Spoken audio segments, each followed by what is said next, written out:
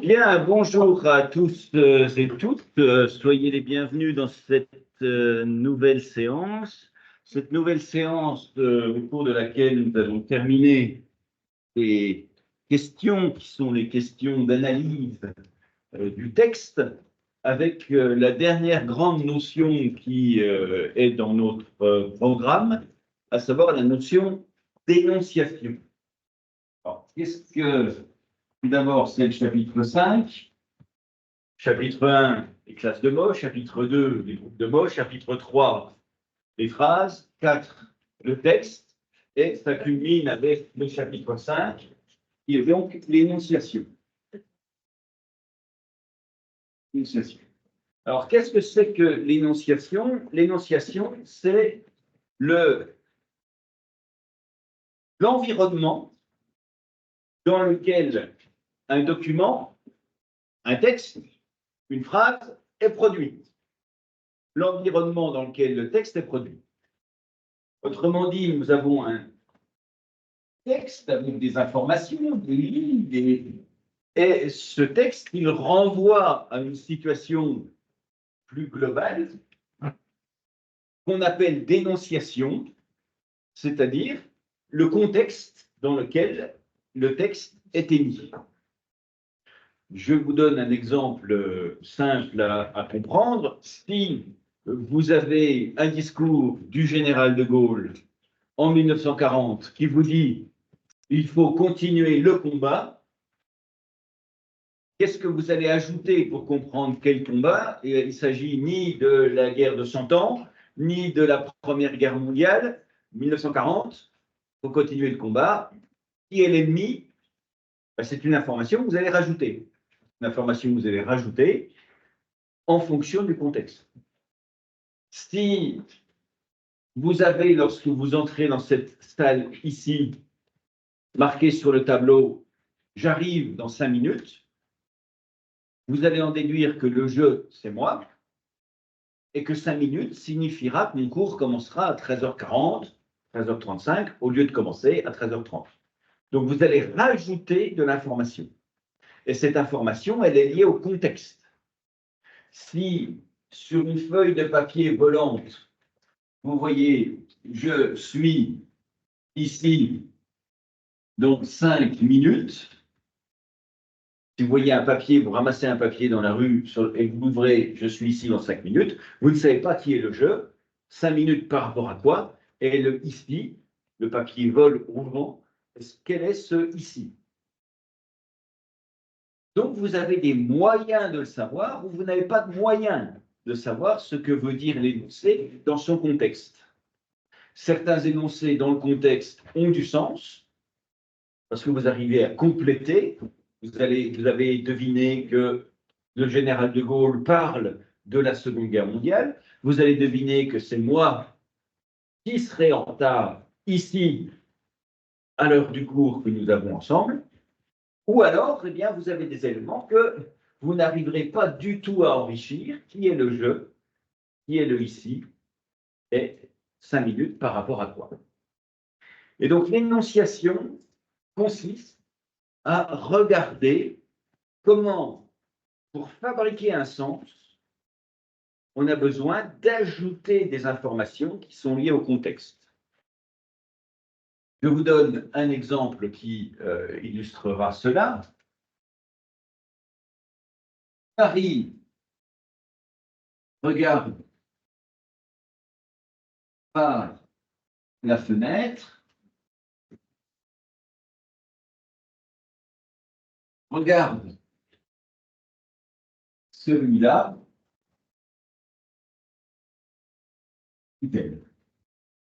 ça c'est un texte. Ce texte, il va organiser les mots qui le contiennent pour fabriquer le sens. Et vous allez faire ce que nous avons vu antérieurement, c'est-à-dire vous allez jouer sur les substitutions. Vous allez vous dire que le « elle » ici, eh bien, il y a quand même de très fortes chances, en l'absence de toute autre information, que ce soit un pronom qui se substitue au seul nom féminin antérieur. Dit-elle, ça serait étonnant que ce soit la fenêtre qui parle. donc Marie. Là, vous avez une information que vous tirez du texte. Le texte, à l'intérieur du texte, vous avez l'information qui vous suffit à interpréter ce qui est dit. En revanche, celui-là quoi, celui-là qui, ça, vous ne pouvez pas le savoir. Sauf à imaginer le contexte. À imaginer qu'il y a un contexte particulier dans lequel cette phrase a été produite et que le contexte donne de l'information. Si je vous dis « apportez-moi votre copie », la phrase en elle-même, elle n'a aucun sens précis puisque vous ne savez pas qui doit apporter à qui et quelle copie. En revanche, si là, tout de suite, je désigne l'un ou l'une d'entre vous et que je lui dis « apportez-moi votre copie », dans le contexte, vous voyez bien qui parle, à qui et de quelle copie il s'agit. Donc, le contexte permet de construire, fabriquer le sens. Ce qui implique, au bout du compte, que les mots, ils ont un sens propre, ça nous l'avons déjà vu. Ils ont un sens à l'intérieur du texte, on pourrait dire un sens contextuel. Si je vous dis, je vole jusqu'à ma voiture, j'ai oublié mon cartable, je vole jusqu'à ma voiture et je reviens. Je vole jusqu'à ma voiture et je reviens. Le mot voler, sens propre, les oiseaux, se déplacer dans l'air. Sens contextuel ici, je vole jusqu'à ma voiture et je reviens, je vais faire vite. Sens contextuel, faire vite. Mais il y a aussi un sens qui dépend de la situation d'énonciation, la situation d'énonciation potentiellement, dans le contexte particulier, il faut rajouter de l'information à ce qui vous est dit pour pouvoir véritablement saisir ce dont il est question. Pour le comprendre de manière encore plus précise, on va faire des exercices tout à l'heure, mais dans le texte de théâtre, vous devez jouer les paroles d'un personnage. Comment vous faites pour jouer ces paroles, pour mettre le ton qu'il faut? Eh bien, soit c'est le texte qui vous le dit, c'est-à-dire qu'on vous dit avec une grosse voix, ou on vous dit tout doucement, ou on vous dit en se déplaçant subrepticement, et donc vous comprenez que la phrase doit être dite d'une certaine façon, soit vous allez comprendre le contexte global dans lequel se passe la situation et vous dire, dans ce contexte-là, il doit plutôt agir comme ceci ou comme cela, mon personnage. Vous rajoutez des informations supplémentaires qui vous permettent de jouer, d'incarner, qui vous permettent d'ajouter du sens en fonction du contexte. Dans la phrase ici, il y a des mots qui se comprennent à l'intérieur du texte. Le « elle » renvoie nécessairement à Marie, mais il y a des mots qui ont besoin d'un contexte. Dans un extrait que nous avions fait lorsque nous regardions la relation entre le sujet et le prédicat, on avait à un moment donné une proie qui devenait le, qui devenait il. À un moment donné, on l'énonçait plus clairement, on disait le louveteau. Et de même, on disait sa mère, on disait à un moment donné la louve. Et à un moment donné, le texte nous disait qui est quoi. Donc le sens, il était donné par le texte. À l'intérieur même du texte, il y avait les informations pour comprendre le texte. Mais il y avait un autre exemple, c'était le premier, c'était Xinct. Xinct le sut en même temps que son cheval. Et le renvoyait à quoi? Là, on n'avait pas l'information. Donc, il faut rajouter, à partir du contexte, quelque chose qui nous permettrait de comprendre ce dont il s'agit. Parfois, l'information, elle est interne au texte, parfois, elle est externe au texte. C'est dans la situation que l'on comprend le sens. Et c'est cela qu'étudie la notion d'énonciation, de situation d'énonciation, de situation de production, si vous préférez. C'est dans quelle mesure est-ce que le texte a besoin d'une plus-value de sens en fonction de ce qui est énoncé, de ce qui est dit. Alors, il n'y a que deux notions essentielles dans cette subdivision d'énonciation. La première, c'est ce qu'on appelle les déictiques. déictique, la notion de déictique. Déictique, le mot est barbare. Le sens n'est pas spécialement aisé non plus. Un mot est dit déictique lorsque son sens ne dépend que du contexte d'énonciation. Le mot est dit déictique lorsque son sens dépend du contexte. Dans mon exemple précédent, elle et Marie allaient ensemble, le sens dépendait du texte. Par contre, celui-là, qu'est-ce qui était désigné par celui-là? Je ne peux le savoir que dans le contexte. On dira donc qu'il est déictique, que je dois rajouter du sens pour que ce soit compréhensible, du sens que je prendrai dans le contexte d'énonciation. Qu'est-ce qui est en général déictique? Eh bien, il y a trois grands champs. C'est les indications de personnes, et singulièrement les pronoms, les indications de temps et les indications de lieu. Indications de lieu.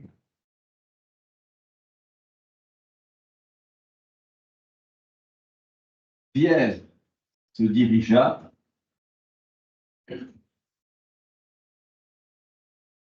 vers le lion de Belfort. On a là un personnage. Ce personnage, on ne le connaît pas. Enfin, peut-être vous connaissez des pierres, mais on ne sait pas qui c'est. En tout cas, dans le texte, on suppose qu'il y a un personnage qui s'appelle Pierre. Bon, très bien. Et il va quelque part. Est-ce que ce quelque part-là permet de définir où c'est exactement ou pas? Ben, si on compare à une autre phrase qui serait Pierre se dirigea là-bas, ben, c'est plus facile de trouver le lion de Belfort que de trouver là-bas. Je vous dis, on se retrouve là-bas, bon, indépendamment des phrases l'une de l'autre. Si je vous dis, demain on ne se retrouve pas ici, mais on se retrouve là-bas, je ne peux pas savoir où c'est, si ce n'est qu'il faut que je précise. Et si je montre un endroit, bien là, vous verrez où c'est. Et ça dépend du contexte. C'est hors du texte. Est-ce que oui? Ben, c'est que dans cette phrase-là, si je vous demande où c'est là-bas, vous n'avez aucun moyen de le savoir. Le là-bas, pas celle du dessus, parce que le lion de Belfort, ça se trouve. Dans ce sens-là, oui, parce que je ne sais pas où c'est. Je ne sais pas où c'est précisément. Alors, on va faire appel à vos connaissances cinématographiques. Est-ce que vous voyez ce qu'est un film avec Louis de Funès et Bourvil qui s'appelle Le Cornio? C'est une histoire de bagnole, une histoire de voiture qui est truffée de drogue, truffée d'or, truffée de diamants, truffée de tout un ensemble de choses. C'est un film dans lequel Louis de Funès est un bandit qui fait passer une voiture donc remplie de produits de contrebande de la frontière française à la frontière italienne, l'inverse d'Italie à la France, à un Bourvil qui est le Cornio, comme le nom l'indique, Cornio, qui ne sait rien. Et quand il explique son plan, vous regarderez ça sur YouTube, Louis de Funès, il fait un dessin de la voiture.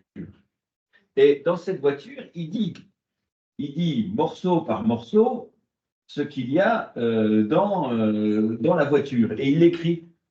Et il dit, ici, dans la batterie se trouvent les diamants, dans le pare-choc se trouve l'or, diamant, la drogue se trouve dans le, je ne sais plus où ça se trouve, dans les portières ou quelque chose comme ça. Et puis, à un moment donné, il dit, et le diamant se trouve là. Et le fait est que la caméra ne le montre pas. Donc, c'est un des suspens du film, c'est qu'en fait, on sait précisément où tout se trouve, puisque c'est écrit dessus, et il le montre, sauf que le diamant, il se trouve là. Et de là, on ne sait pas où c'est. C'est déictique. Et ce sera une surprise de la fin, c'est de savoir où est le plus gros diamant de la cargaison qui s'appelle le Yukunkun. Donc, on a des informations précises le pare-choc, c'est là, la batterie, c'est là, etc., c'est là. On le sait, c'est pas déictique du tout, on sait où c'est. Mais à un moment donné, il y a une information, c'est que là, il y a le diamant. Mais de là, on ne le voit pas. Donc, c'est déictique. C'est hors du texte. C'est hors de ce que l'on voit, de ce que l'on sait. Il faut imaginer où c'est. Si je vous dis, on se voit mardi 7 mai, ce n'est pas déictique. Quand c'est mardi 7. Si je vous dis, au contraire, on se verra le jour que vous savez, se verra le jour que vous savez, il est quand le jour que vous savez, bah, vous le savez, mais quelqu'un qui lirait ça, il ne saurait pas. Oui. Oui. Oui. Oui, mais grosso modo, on sait quand même quelque chose sur la date. Oui, la date, elle donne une précision sur quand c'est. Oui, c'est la différence, par exemple, entre Pierre se dirigea là-bas, donc on ne sait pas, il rencontra Marie le lendemain. Le lendemain. Alors, le lendemain, on ne sait pas quand c'est, mais on a quand même une indication très précise, c'est qu'il y a un jour 1 où il se dirigea là-bas, et il y a un jour 2 où il rencontra Marie le lendemain. Donc le lendemain, on sait quand même le localiser. Le lendemain, c'est le jour d'après. Il y avait un jour 1 et il y avait un jour plus 1 encore. Donc il y a un jour 2. Donc le lendemain, ce n'est pas déictique parce qu'on arrive à le situer dans l'histoire. On sait qu'il y a un moment où on fait quelque chose et un jour postérieur où on fait quelque chose. On arrive à situer. Par contre, si je vous dis simplement Pierre rencontrera Marie demain, si nous n'avons que cette indication-là, il rencontrera Marie demain, c'est quand le demain? Le texte ne dit que ça, c'est demain à partir d'aujourd'hui, c'est demain à partir du passé, c'est demain à partir de quand? On n'en sait rien, donc le demain, lui, n'aura aucune indication, on ne pourra pas savoir par rapport à quoi ça se localise. Donc les indications de lieu, ici, là-bas, derrière, devant, soit vous êtes obligé de ramener de l'information pour pouvoir les comprendre, soit au contraire, ça se trouve dans le texte. Si je vous dis rendez-vous derrière l'INSPE, où c'est? Ben, c'est derrière l'INSPE. Donc vous savez où c'est. Si je vous dis rendez-vous là-bas derrière, juste comme ça, rendez-vous là-bas derrière, ben, soit vous êtes dans le contexte et puis vous voyez que je montre quelque chose, et donc là, c'est le contexte, c'est la situation qui me fait dire où c'est, soit, on n'en sait pas, on ne sait pas ce dont il s'agit. Et c'est la même chose sur les pronoms personnels, oui.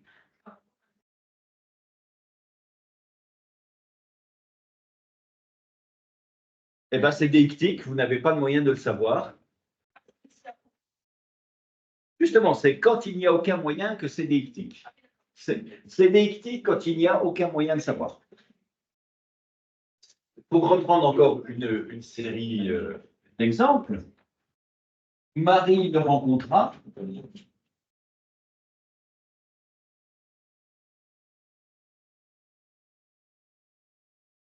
Elle le suivit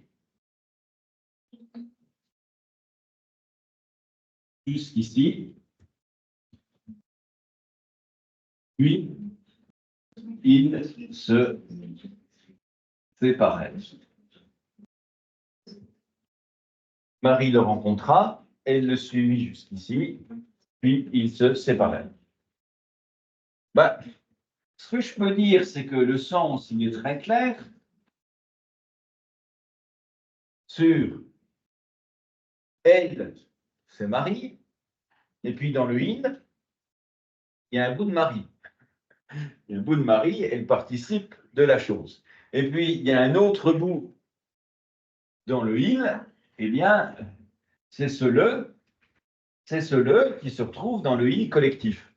Mais si je vous dis maintenant comment s'appelle le en question, vous en savez, oui, non, mais c'est indépendant. C'est des phrases indépendantes.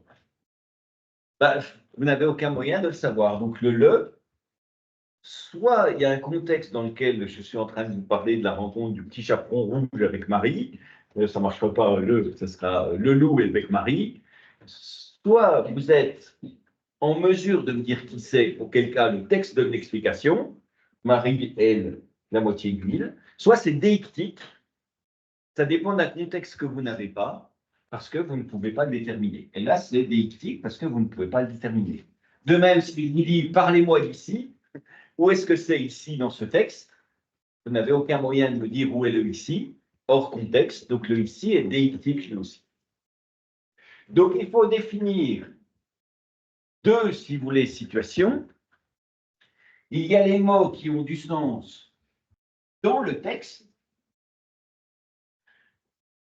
Il y a des éléments qui sont éclairés par le texte et donc ils prennent leur sens dans le texte.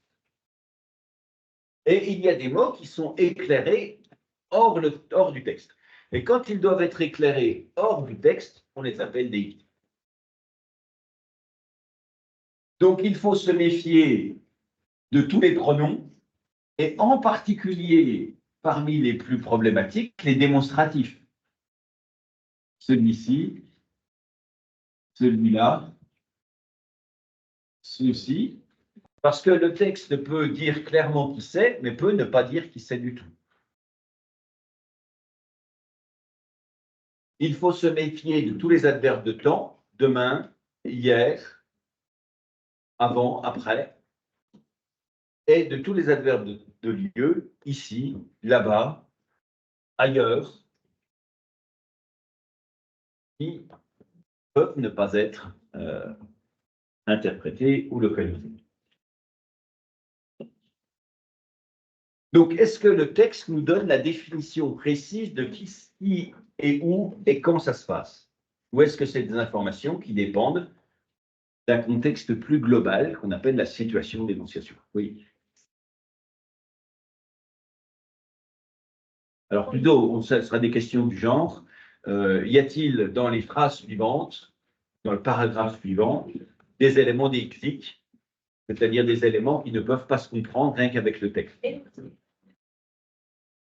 Vous mettez de là-bas et vous expliquez que là-bas, c'est un adverbe de lieu, mais qu'à aucun moment dans le texte, on ne vous dit quel lieu c'est. Donc, ça dépend d'un élément qui est hors du texte. Le texte va commencer par vous dire je crois que je suis en retard, je n'arriverai jamais à arriver à l'INSPE à l'heure. Le arriver à l'INSPE, c'est précis. L'INSPE, bon, je tout sais. Mais le je qui parle, on ne sait pas qui c'est. Et puis à l'heure par rapport à quoi? Eh bien, on ne le sait pas non plus. Donc, il y aurait deux éléments déictiques. Il y a un élément qui ne l'est pas, qui est précis. L'INSPE. Ça relève, en gros, l'espace-temps. Personnage, espace-temps. Alors, une remarque, cependant, il faut se méfier des pronoms personnels. Pourquoi? Parce que les pronoms personnels, ils ont des sens qui sont relativement variables d'une situation à une autre. Ils ont des sens relativement variables. En effet, si je prends la première personne du singulier, eh bien, dans un texte, la première personne du singulier va varier de dénomination, de référent. C'est-à-dire, quand je parlerai moi, ce sera je égale Florent, mais si l'un d'entre vous se met à parler, c'est je égale vous-même. Donc, dans un texte, généralement, on comprend qui parle. Donc, on sait que le jeu numéro 1, c'est celui-là, le jeu numéro 2, c'est celui-là, le jeu numéro 3, c'est celui-là. Mais le jeu peut renvoyer à tous les personnages alternativement. Donc, il n'y a pas un jeu unique, il y a un jeu qui renvoie dans le texte à des personnes différentes. Et si on ne comprend pas du tout à qui ça renvoie, alors seulement ils seront déictiques. C'est la même chose sur tu. Le tu, c'est celui à qui je m'adresse, mais quand c'est la personne qui parle, le tu, ce sera moi. Donc, on inverse les personnages entre je, tu. Dans un texte, il faut savoir si on comprend à qui on parle ou si on ne comprend pas à qui on parle. Mais il y a des valeurs du jeu en particulier, du jeu, qui sont des valeurs, on va dire, universelles, qui remplacent un on collectif. Si je vous dis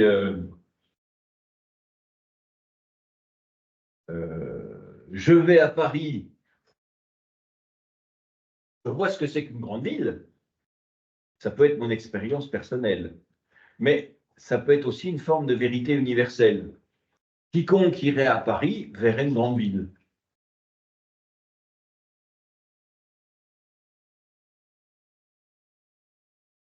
Le jeu, donc, peut avoir une valeur un peu de catégorie globale de tout homme qui tout homme qui irait à Paris verrait ce que c'est qu'une euh, une, euh, une grande ville.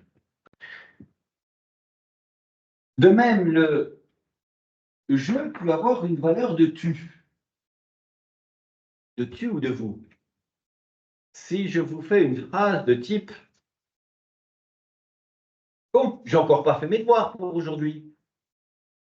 Ben, moi, j'ai jamais de devoirs, hein, c'est moi qui les donne. Donc, le j'ai encore pas fait mes devoirs, ça s'adresse à vous. Mais l'un d'entre vous qui n'aurait pas fait ses devoirs. S'il dit bon, je me tais là-bas, ben, évidemment, c'est pas moi, parce que si je me tais, il n'y a plus de cours. Donc, le je, il renvoie en fait à une forme de tu qui est un petit peu déguisée. Donc, le je peut avoir une valeur assez universelle, mais ça peut être carrément une forme bizarre de tu. Si je prends le il, par exemple, ben, le il peut lui aussi avoir une valeur relativement souvent de tu. Il n'a encore pas fini son exercice à l'heure qu'il est, à la place de vous n'avez encore pas fini ou tu n'as encore pas fini ton exercice. Un il qui remplace un tu. Vous avez cette situation-là, en général, quand on ne sait pas si on doit vous voyer ou tutoyer quelqu'un. On utilise des formules qui sont justement des formules déviantes. On vous dira, par exemple, très personnel, fonction expressive de la communication. Le grand-père de ma femme, pendant des années, s'adressait à moi en il, parce qu'il ne savait jamais s'il devait me dire tu ou vous. On me disait, il a encore soif, il veut encore du rouge. Comme j'en bois beaucoup, je disais oui, bien sûr. Mais le il, c'était un tu ou un vous. Euh, le commerçant que vous voyez depuis des années et des années va vous dire alors il veut une baguette aujourd'hui. Je ne sais pas s'il va vous dire tu veux encore la baguette que tu achètes tous les jours depuis 10 ans. Il à la place d'un tu ou d'un vous. De même, si je prends nous, rappelez-vous que nous, ça peut couvrir une portion relativement différente de personnages. Théoriquement, c'est moi plus toi. C'est un jeu plus tu. Nous allons faire un exercice maintenant, tout ensemble. Mais ça peut être un mot tout simple. Dans la dissertation, nous verrons dans une première partie, je vais voir dans une première partie, je montrerai dans une première partie. Mais ça peut être aussi un moi plus un il, un elle ou un eux. Avec ma femme, nous irons en Italie la semaine prochaine. Ben, c'est moi plus elle. Donc le nous peut renvoyer à des surfaces assez différentes d'un texte à un autre. Et c'est la même chose sur le vous. C'est-à-dire que le vous, théoriquement, c'est un tu plus tu plus tu. Vous me ferez cet exercice pour demain. Vous, toi. Mais ça peut être un tu plus il. Avec l'autre groupe, vous n'aurez pas cours mercredi. Donc c'est toi, plus il là-bas. Donc la surface qui est représentée est relativement différente. Alors, on va faire un petit exercice là-dessus, sur la surface, sur la désignation des personnages dans une histoire en fonction essentiellement des pronoms utilisés. Alors, je vous distribue un petit texte.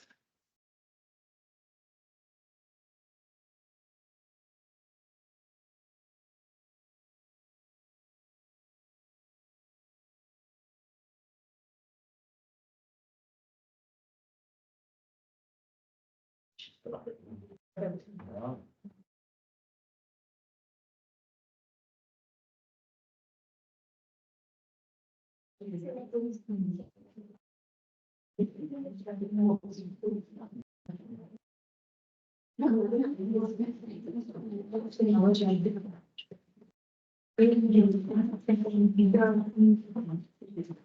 Alors, étudier les dialectiques relevant de personnes dans le texte suivant. D'abord, il faut savoir si on a. Si on a des jeux tuiles qui ne renverront à aucun élément connu. Alors, c'est un dialogue. Donc, dans ce dialogue, les personnages, théoriquement, vont alterner les je, les tu et les il. Mais quand est-ce que les je et les il sont incompréhensibles et quand est-ce qu'ils sont compréhensibles? Alors, on a tout d'abord une première phrase, donc on va les numéroter. On a une phrase numéro 1, alors que Pierre commençait sa promenade. Donc, on a un personnage numéro 1 qui s'appelle Pierre. Et Pierre, il commence ça, donc la promenade de Pierre. Il n'y a pas trop d'incertitude. Pierre se promène, Pierre fait sa promenade. La promenade de qui? La promenade de Pierre. Il, c'est qui? C'est toujours Pierre. Vraisemblablement, il n'y a pas d'autre solution. Et il va en croiser un deuxième qui s'appelle Jean. Donc, on a un personnage number one qui est Pierre, ça, il, et on a un deuxième personnage qui s'appelle Jean. Et là commence un problème, mais ce n'est pas le plus important de ce texte, c'est il le voit. Potentiellement, le il pourrait être Jean, le il pourrait être Pierre. C'est-à-dire qu'on ne sait pas lequel des deux personnages masculins va être incarné par le il. Mais dans un texte, l'habitude de compréhension qu'a le lecteur, c'est de faire en sorte que le sujet soit en général constant. C'est-à-dire qu'on a un Pierre sujet, Pierre croise Jean, Pierre le voit. Donc on va considérer que il, c'est Jean, pardon, c'est Pierre, quand le, ce sera Jean. Donc le texte nous donne les clés de compréhension. Pierre, le ça, c'est-à-dire le déterminant possessif qu'on voit à Pierre, quand le pronom personnel renvoie à Pierre, quand le il renvoie à Pierre, et quand ce le-là, pronom personnel, renverra à Jean. Donc là, il n'y a rien de déictique, il y a un usage tout à fait normal. Marie monte l'escalier avec Pierre, il lui dit, ben, il c'est Pierre, lui c'est Marie. Voilà, construit les substitutions normales. Donc je ne reviens pas là-dessus. Mais, et c'est là que ça va commencer à être un peu plus ennuyeux, c'est que à partir de là, nous avons un certain nombre de tirets qui vont donc renvoyer à des prises de parole. Tu es rentré de Paris, tiret suivant, nous y sommes déjà allés, tiret mais je suis jaloux, tiret on a fini, tiret on y est pour refaire les musées, tiret j'y vais, tiret tu seras trop. Et donc, comme c'est des tirets successifs, les personnages vont s'alterner. Donc, si le premier, c'est il le voit et déclare immédiatement, donc si c'est Pierre pour cette première phrase-là, ce sera donc Jean la suivante, et c'est pas la bonne couleur, Pierre pour la suivante.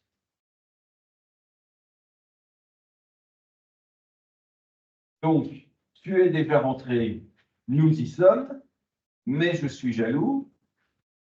On a fini, c'est donc Jean qui parlera. Et nous aurons donc ensuite Pierre.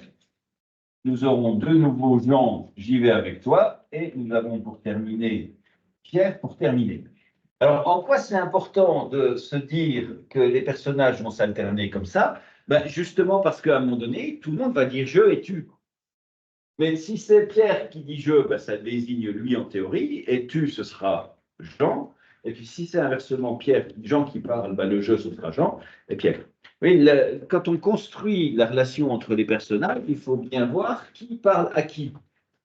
Pour l'instant, on a clairement un Pierre, ça, il, un Jean, un le. Ensuite, Pierre. Pierre dira donc tu. Alors, le tu désigne qui? Eh bien, le tu désigne évidemment Jean, dans la mesure où c'est celui qui est en face. Tu enverras Jean. Rentrer de Paris. Alors, vous allez me dire, Paris, c'est pas très précis, on ne sait pas où, quoi, comment, mais enfin, on ne peut pas dire que c'est un déclic parce qu'on sait où c'est. Il n'est pas allé à Lyon, il n'est pas allé à Marseille, il n'est pas allé à Belfort, il est allé à Paris. Donc, c'est relativement précis. Dommage. Et là, nous avons un nous. Alors, la question, c'est qui est ce il? Ben, de sûr, puisque c'est Pierre qui parle, nous y allons. Nous avons donc là-dedans Pierre plus, soit c'est un nous de majesté, nous y allons, et il est tout seul. Soit il y a quelqu'un qui va avec. Et qui va avec, qui est-ce? Eh bien, pour l'instant, on n'en sait rien, mais vous allez voir que le texte va le clarifier par la suite. Le i, par contre, le i est relativement simple. Hein, le i, c'est Paris. Nous allons à Paris. Nous y allons. Et là, nous avons un mot que l'on qualifiera donc, pour le coup, de déictique. Hop. Oui, de y. Non, non, non. Pour l'instant, voilà, c'est pour l'instant. Tout s'explique pour l'instant à l'intérieur du texte, sauf le nous, dont on ne sait pas, mais vous verrez qu'il s'expliquera par la suite. Par contre, un qui pourrait être déictique, eh ben, c'est mercredi. Le mercredi, parce que pour le coup, est-ce que mercredi c'est le lendemain? Est-ce que mercredi c'est une semaine après? Est-ce que mercredi c'est 2 ans après? Est-ce que 2 ans serait difficile? Mais oui, quand est ce mercredi? Alors, mercredi par rapport à la situation initiale. Donc, c'est à la fois précis dans le contexte du texte, c'est maximum 7 jours après. Si on est mercredi, ça veut dire 7 jours après. Si on est mardi, c'est le lendemain. Si on est... Donc, c'est à la fois précis dans le texte, mais à la fois imprécis par rapport à nous. Oui.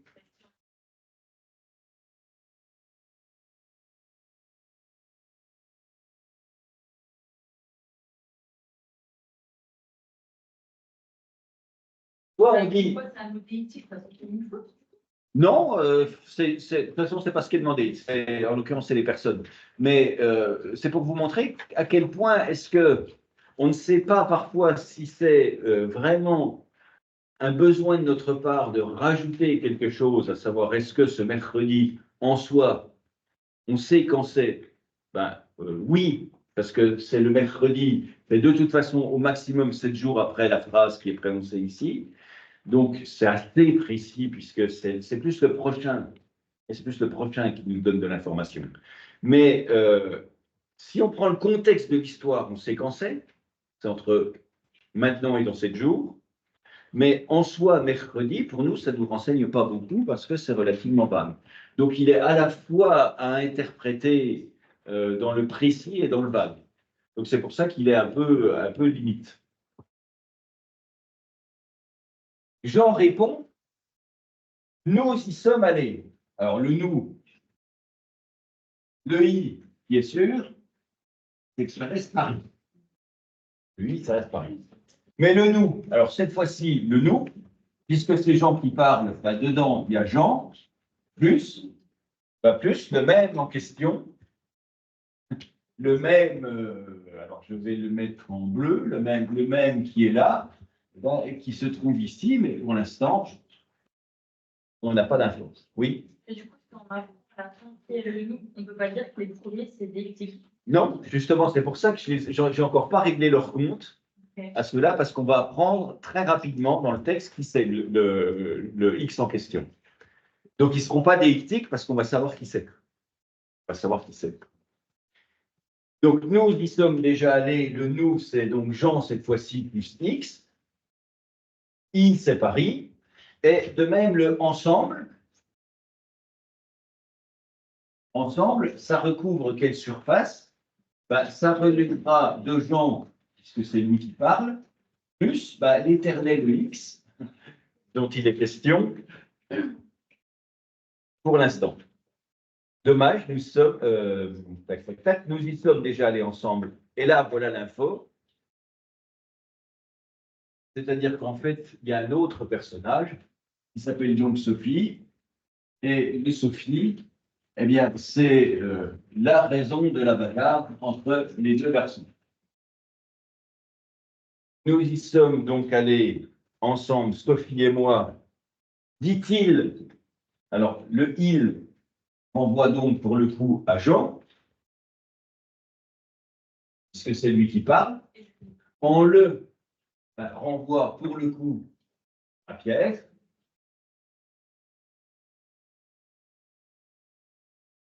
Pourquoi y retourner? Donc, je ne le règle pas, je ne le renote pas, c'est toujours le cas de Paris, hein, il n'y a qu'un seul lieu pour l'instant. Mais ce qui est intéressant, c'est pourquoi y retourner et surtout pourquoi ensemble, et cette fois-ci, le ensemble ne désignera pas les mêmes personnes. Pourquoi? Parce que j'y vais, c'est Jean et Sophie. Pourquoi tu y vas? Pourquoi vous y allez ensemble?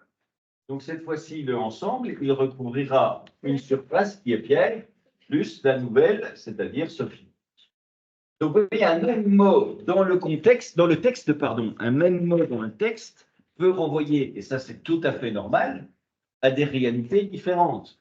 Le nous ici, quand c'est Jean qui parle, ben, il est dedans, mais quand c'est Pierre, nous, ben, il est dedans. Et quand il parlera de j'y vais, nous y allons ensemble, ben, c'est lui et sa copine.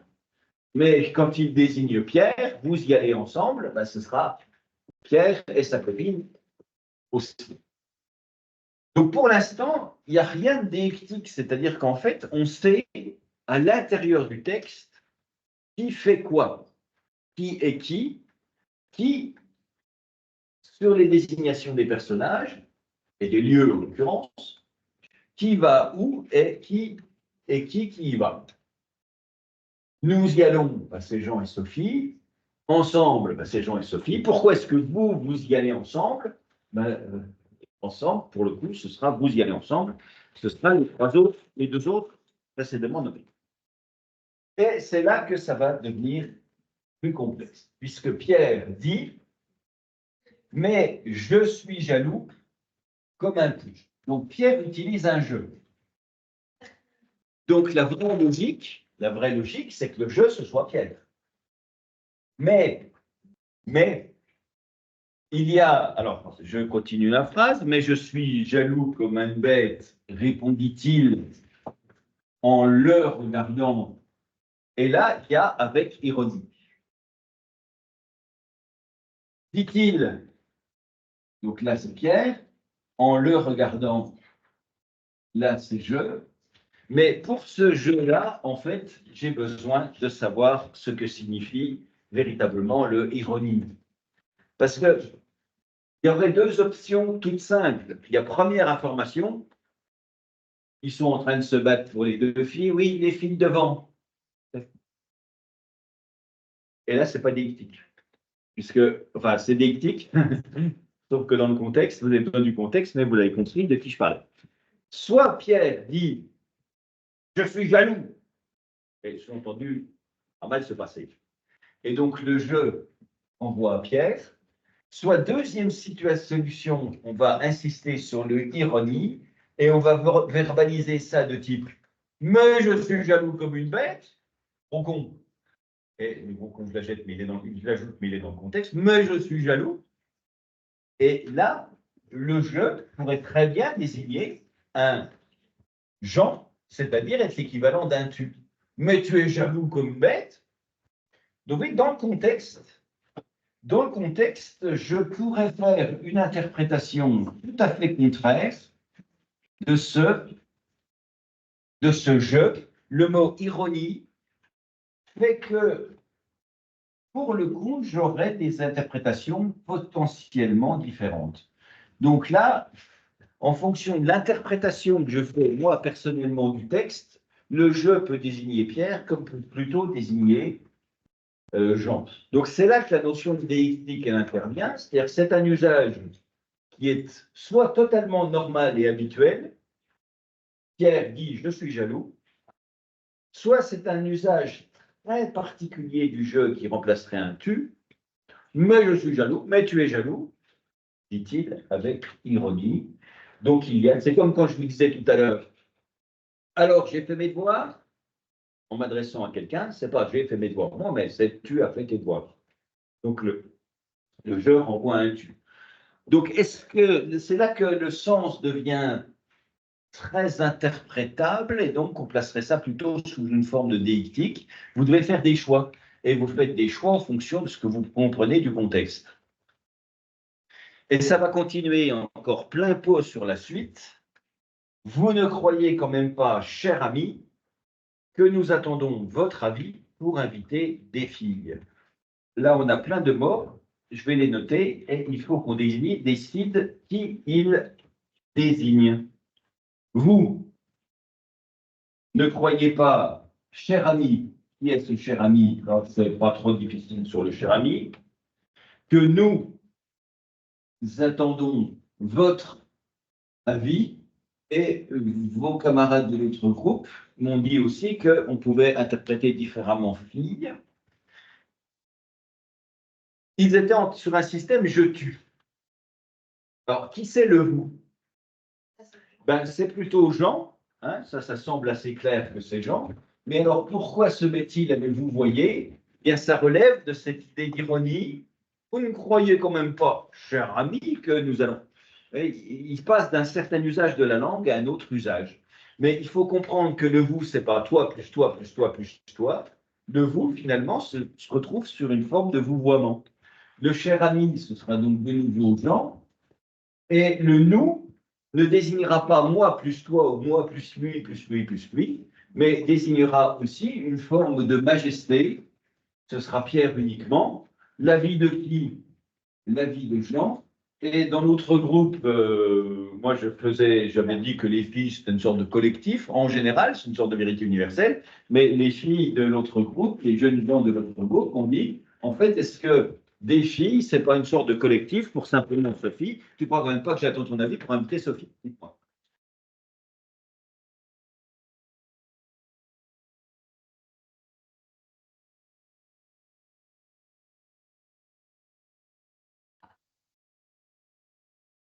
Alors, celui-là, on pourrait en faire un quoi? On va le mettre de cette couleur-là. On pourrait en faire un que l'humanité tout entière attend ton avis pour inviter des filles. Ça se comprend dans le contexte, enfin, ça se comprend dans le texte ou ça se comprend plutôt dans le contexte. Si vous pensez qu'on a besoin de rajouter de l'information, si on se contente de l'information qui est dit, on dira que le, c'est je, c'est Jean. Le vous, c'est Jean, le cher ami, c'est Jean, le nous, c'est Pierre, le vôtre, c'est Jean, et les filles, ben, c'est des filles, et puis point barre. Soit on considérera qu'on a besoin de modifier un petit peu l'interprétation, rajouter de l'info comme ici, et on en fera plutôt un usage. Vous voyez, quand il y a incertitude, sur l'interprétation, c'est qu'on rajoute de l'info en fonction du contexte, et donc c'est là que l'usage devient déictique.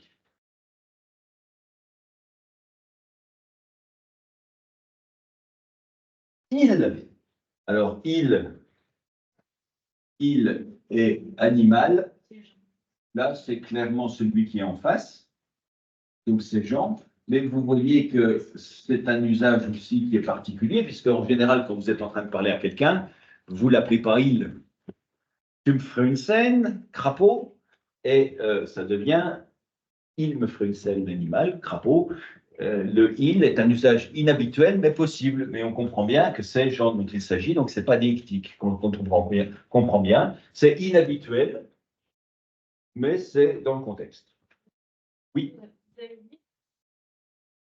Ah oui, le me, il est très clairement Pierre. C'est Pierre qui parle, donc.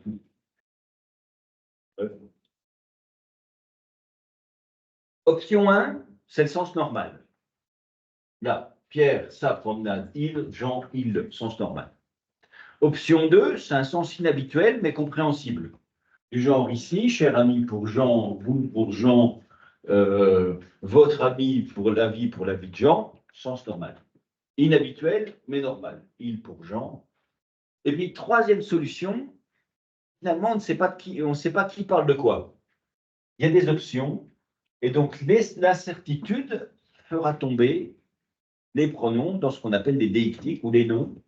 Et est-ce que le fille, c'est juste Sophie, ou est-ce que c'est les filles en général? Est-ce que le nous, c'est une vérité universelle, ou est-ce que c'est précisément Pierre qui parle avec un nous de majesté, comme on dirait, nous verrons dans la première partie que. De même, dans la phrase suivante, Jean va utiliser un on, et ce on, il désigne véritablement celui qui est en face. T'as fini tes conneries? On a fini ses plaisanteries? Le on et le c renvoient à tu as fini tes. Donc le on et le c renvoient en l'occurrence à Pierre. Répondit-il? Donc ça, pas de problème, le il en question, c'est celui qui parle. Donc c'est Jean. Sérieusement, tu y vas, car tout à fait normal, tu pour Pierre, et I, bah, c'est toujours pas. On y va pour faire les musées. Et là, on a une petite incertitude, mais je serais tenté de dire que voilà, ça se comprend relativement simplement, c'est un nous en fait. Moi et Sophie, nous y allons, on y va, donc il n'y a pas tellement d'incertitude. Par contre, sur la phrase suivante, on a un tu, et ce tu est un cas de ce que je signalais tout à l'heure, un tu pour un universel. Tu, c'est pour un on global. Avec la culture, tu es un autre homme.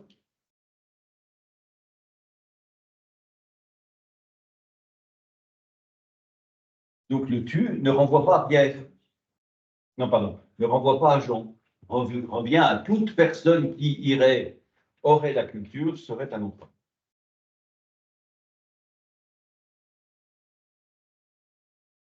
C'est un autre homme, oui, oui, bon, on peut le mettre aussi comme ça. Effectivement, le tu et le homme, ben, c'est finalement un universel. Tout individu qui se trouverait là, serait, avec la culture, serait un autre homme.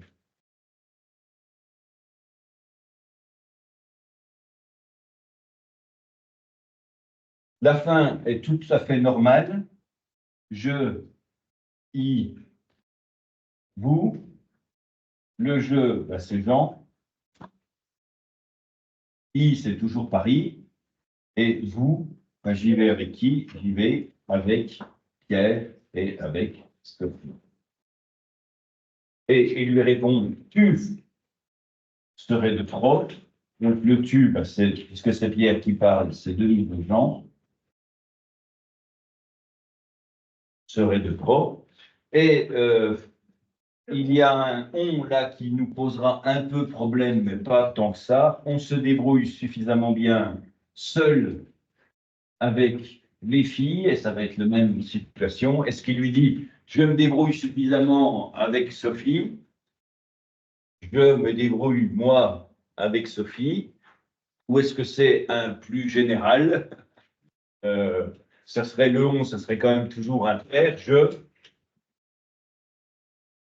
Seul, ce serait Pierre, mais est-ce que c'est les filles en général, toutes les filles en général, ou est-ce que la fille, en l'occurrence, ça se réduit à Sylvie? De même ici, on a une petite incertitude sur fille, est-ce que c'est une seule ou toutes? Ici, est-ce que c'est une seule ou toutes? On ne sait pas trop, donc celui-là, on pourrait le placer sur une forme de déictique. Le on, vous voyez, théoriquement, il devrait dire je, mais il utilise une valeur du on qui est de dire je. En passant, je vous rappelle une chose importante en grammaire, c'est que dans une même phrase, on ne peut pas avoir un on et un je qui renvoient aux mêmes personnes. Nous allons à Rome avec ma femme, on fera les musées. C'est une seule phrase. Le on et le nous renvoient exactement aux deux mêmes personnes, c'est-à-dire moi et ma femme. C'est pas possible. Grammaticalement, c'est faux. On peut avoir des nous et des on dans la même phrase, mais il faut qu'ils ne renvoient pas à la même personne. ne renvoie pas, justement, qu'il ne couvre pas la même surface. Sinon, on emploie 2 fois on, 2 fois nous. C'est une faute de français dans une phrase qu'utilisez non et vous pour désigner les mêmes personnes. Donc, où est-ce qu'on a des incertitudes de compréhension? Où est-ce qu'on a des incertitudes qui feraient dire qu'on a un usage qui mériterait dans le contexte d'être approfondi? Eh bien, on a à la rigueur mercredi, mais comme vous l'avez dit, c'est plutôt un sens normal. Mercredi prochain, c'est d'ici à 7 jours. On a finalement, potentiellement au début, nous, pour Pierre et Sophie, mais comme c'est compréhensible après que c'est les deux, ça se complète, donc c'est compréhensible. On a ici où on ne sait pas trop si c'est un Pierre ou un Jean qui est désigné. On ne sait pas trop ici si c'est un universel ou si c'est un Pierre. On ne sait pas trop ici si c'est une Sophie ou un je, ou un universel aussi. Et même situation pour ici, on ne sait pas trop qui est désigné par la réalité désignée, donc il y a incertitude. Donc c'est relativement limité, dites-moi.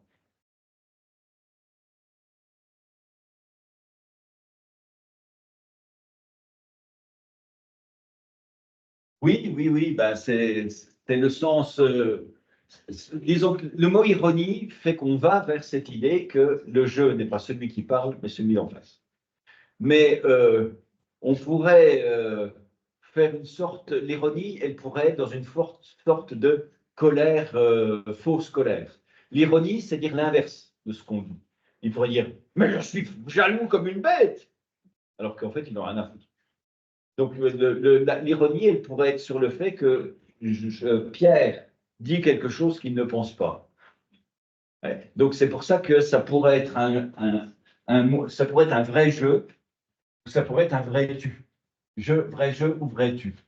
Et dans les deux cas, il y aurait ironie si on lui fait dire quelque chose qu'il ne pense pas, ou s'il s'adresse effectivement à celui d'en face à la place de dire je.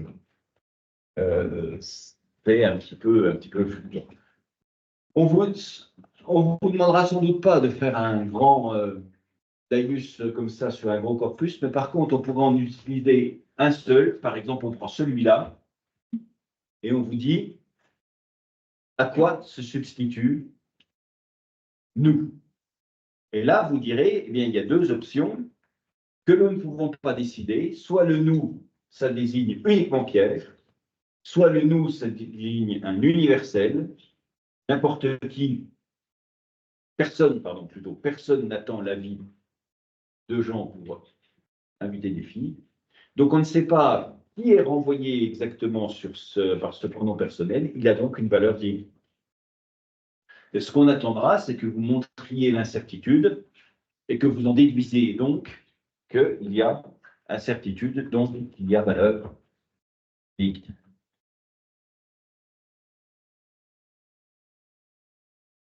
Cela, vous allez voir, être réactivé par le dernier point de ce cours, qui est sur les textes de théâtre. Parce que alors, sur les textes de théâtre, il y a effectivement tout un ensemble parfois d'incertitudes.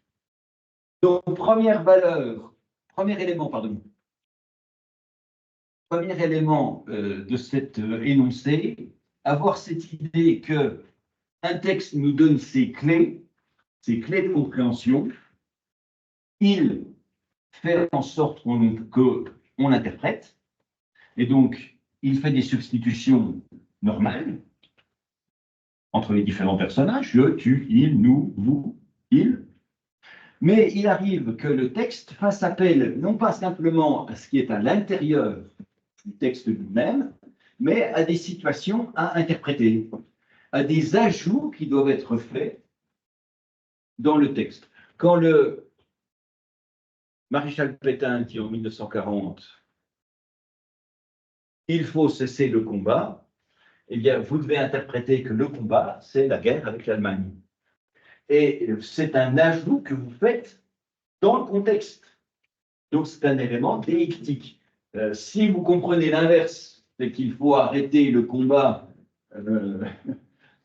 contre les Anglais parce qu'on parle de la guerre de 100 ans, là, vous avez fait un contresens. Vous avez fait du rajout, vous avez fait de l'ajout en fonction du contexte, mais ce n'était pas le bon. En 40, le combat, c'est la guerre franco-allemande, et pas la guerre de 100 ans. Donc, dans cette énonciation, premier élément, les dialectiques. Et il y a un deuxième élément, et c'est tout, C'est ce qu'on appelle la modélisation. La modélisation. Qu'est-ce que c'est que la modélisation? C'est tous les moyens grammaticaux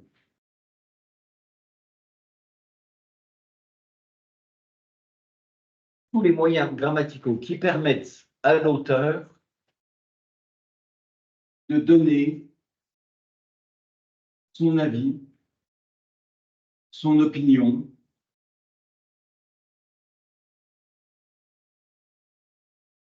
ou de modifier le sens de ce qu'il dit. Tous les moyens grammatiques, oui. Est-ce que c'est pas introduit par des adverbes? Pas entre autres. Entre autres. Si je vous dis je viens ou je viens peut-être, vous voyez que ce n'est pas tout à fait le même sens. Mais on va y revenir sur les adverbes dans un instant. Donc, c'est tous les moyens grammaticaux qui permettent à l'auteur de donner un avis ou une opinion sur ce qui est raconté, ou de modifier le sens qui est donné. L'exemple de votre camarade donc, est très simple. Si je dis je viens, ou si je dis je ne viens pas, ben, vous voyez que l'auteur, il a donné une information qui est contraire. Alors, comment a-t-il fait pour donner une information qui est contraire à l'une ou à l'autre? Je viens, je ne viens pas. Ben, il a utilisé l'adverbe de négation. Mais pour prendre un autre exemple, si je vous dis j'ai vu mon voisin, si je vous dis j'ai vu mon compte voisin, ben, entre les deux, il y a une opinion qui s'exprime. Et elle s'exprime comment? Ben, elle s'exprime au moyen d'un champ sémantique particulier, de mots particuliers, en l'occurrence le mot commun. Quels sont ces moyens grammaticaux? Ben, il y en a une grosse dizaine. Une grosse dizaine. La première salve, ben, il n'y a pas d'ordre particulier, mais puisque vous l'avez amené, c'est tous les adverbes. Peut-être, sans doute, éventuellement, assurément, ne pas. Tous les adverbes ont cette faculté de changer le sens des mots. C'est la définition des adverbes. Les adverbes, qu'est-ce que c'est? C'est une catégorie de mots, et c'est la seule catégorie de mots qui a le pouvoir de changer le sens des mots. Je réussis peu. Je réussis mal, ou je réussis bien. Le verbe réussir, il est contré, quelque sorte contré, dans sa signification par les adverbes. Je viens, je ne viens pas. Le verbe venir, il est contré par la signification du pas. Donc les adverbes, c'est un moyen qu'utilisent les auteurs pour clarifier le sens de ce qu'ils disent, pour modifier le sens ou pour donner un avis. Il vient, peut-être. Le peut-être, mais en doute. Il vient, c'est sûr. Il vient peut-être, c'est pas sûr. Et vous avez là-dedans aussi les modes et les temps. Et en particulier le conditionnel, les conditionnels qui servent exclusivement à ça, à modifier le sens. Je viendrai demain, c'est sûr. Je viendrai demain, pas sûr du tout. Donc, comment je fais pour modifier le sens? Ben, j'utilise, en l'occurrence, le conditionnel. Donc, les modes et les temps, c'est parmi les valeurs des modes et des temps, permettent à l'auteur de moduler, modifier le temps. Mais aussi l'usage des formes de phrases et l'usage des types de phrases. Presque toutes les formes de phrases permettent de faire passer un avis, une opinion ou d'atténuer une information. Il y a évidemment la forme négative, parce que la forme négative, elle inverse complètement ce qu'on veut dire. Donc l'auteur fait savoir ce qu'il veut en n'utilisant pas la forme négative. Mais aussi la forme impersonnelle, et en particulier avec le présentatif c'est. Si je vous dis il vient, c'est une information assez neutre, il vient. Mais si je dis c'est lui qui vient, vous voyez que dans le c'est lui qui vient, j'ai une intention. Une intention, j'ai une volonté d'insister sur quelque chose. J'ai une volonté de mettre en évidence. La modélisation, c'est donner son avis, donner son opinion, modifier le sens, c'est aussi insister sur quelque chose. Et donc, tous les éléments qui relèvent de ce que nous avons vu comme type de phrase qui est l'emphase sont des moyens de modéliser. La phrase emphatique, c'est une modélisation en soi. La phrase négative, la phrase impersonnelle, la phrase emphatique, évidemment la phrase exclamative. L'exclamation, c'est le moyen de passer un sentiment. Donc, c'est un moyen de donner son avis. Donc, toutes les phrases exclamatives sont des modélisations exclamatives. Et puis aussi les phrases, la cinquième forme de phrase, qui sont les phrases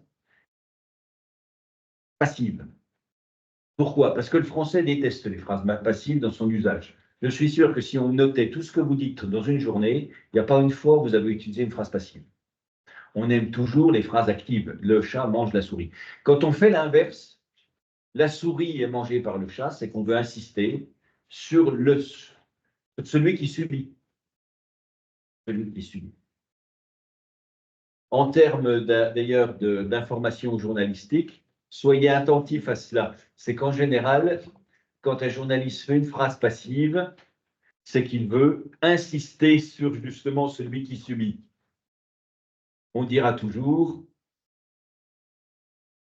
X bombarde Y. Sauf si on dit Y est bombardé par X, ça veut dire qu'on veut vraiment insister sur celui qui est victime et non pas celui qui est acteur. Donc les formes impersonnelles, les 5 formes de phrases, c'est en général des manières de moduler, modéliser, donner un sens, insister sur un sens. Et c'est la même chose sur les 2 types de phrases essentielles qui sont la déclaration et l'interrogation. Si je vous dis il vient, ou si je vous dis est-ce qu'il vient, d'un côté j'en suis sûr, de l'autre côté j'en suis pas sûr, donc ça permet de juger de l'avis de celui qui parle. Et il est sûr ou il n'est pas sûr? Il utilise une affirmation ou une interrogation. Qu'est-ce que nous avons encore comme forme de modélisation? Nous avons les inversions.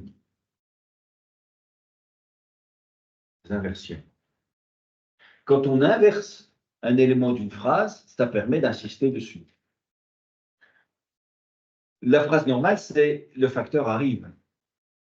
Si je vous dis arrive le facteur, c'est grammaticalement faux.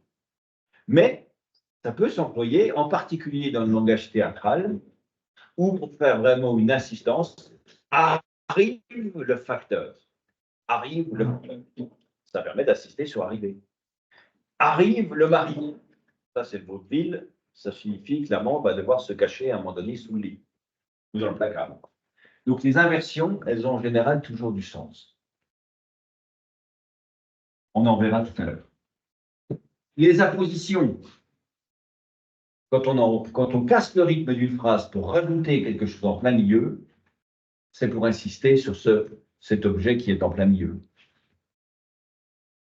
Le chat, un sacré animal celui-là, est monté sur l'armoire. Un sacré animal, ça fait une rupture, ça fait une information supplémentaire en apposition, ça permet d'insister sur un avis, une opinion, un jugement. Il y a évidemment tout un ensemble de verbes. Je me demande, c'est évidemment pas je suis sûr. Je suis sûr, je me demande, je m'interroge sur, j'hésite, je doute, je crois, j'estime que. Toutes ces informations-là permettent de mettre en doute la réalité de ce qui est énoncé. Donc les verbes permettent de modéliser. Les noms, les adjectifs.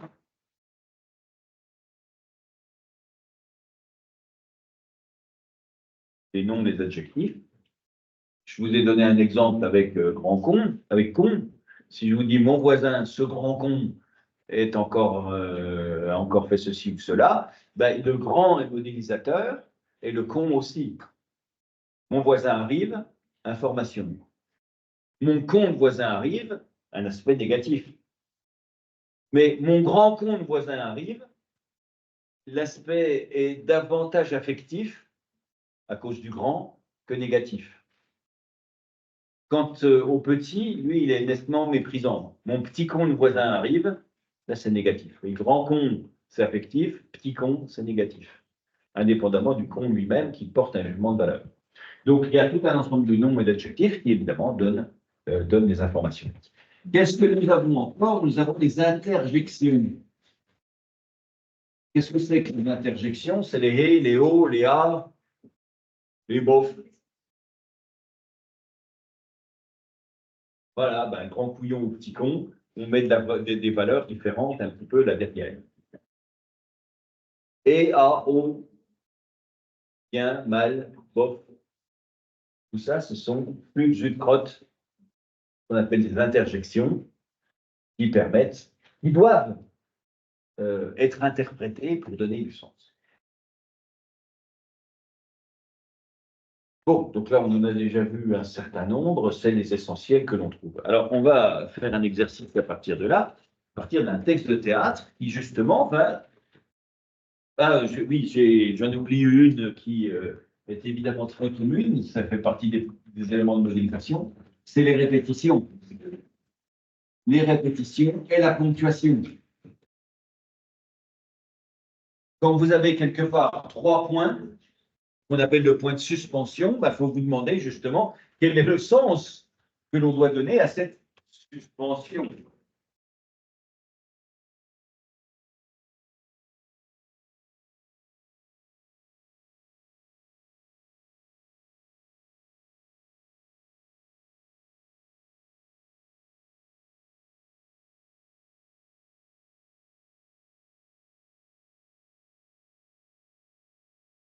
Nous avons donc ici un texte de théâtre.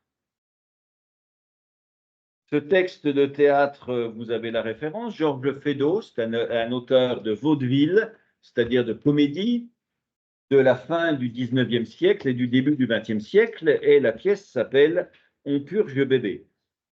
Et dans cet extrait que vous avez là, acte 1, scène 1, c'est donc le tout début. Donc nous allons avoir des informations sur la situation, mais nous allons, à partir de la manière dont c'est écrit, devoir prendre des décisions quant à la façon de jouer cela. Et qu'est-ce que c'est que jouer? Eh bien, c'est justement modéliser, c'est faire émerger les opinions et les avis, mais c'est aussi rajouter de l'information. Donc, nous avons une situation, c'est au lever du rideau, donc la scène commence. Follavoine, penché sur sa table de travail de la jambe gauche, repliée sur son fauteuil de bureau, la croupe sur le bras du fauteuil, il compulse, c'est-à-dire il feuillette son dictionnaire. Et Follavoine va commencer, son dictionnaire ouvert devant lui sur la table. Comment est-ce que ce qui va être écrit ici va nous permettre de nous plonger dans la tête de Follavoine, autrement exprimé, comment ce qui est écrit ici va nous permettre de jouer Follavoine. Voyons, ils ébrident, je le lis de manière très neutre. Ils ébrident, zut, entrez, quoi, qu'est-ce que vous voulez? Donc si je joue ça comme ça, c'est que je suis un élève de collège. Hein. Il lit le texte. Maintenant, j'ai des options. Est-ce que, tout d'abord, que signifient les 3 petits points dans la répétition? Pourquoi répétition et 3 petits points?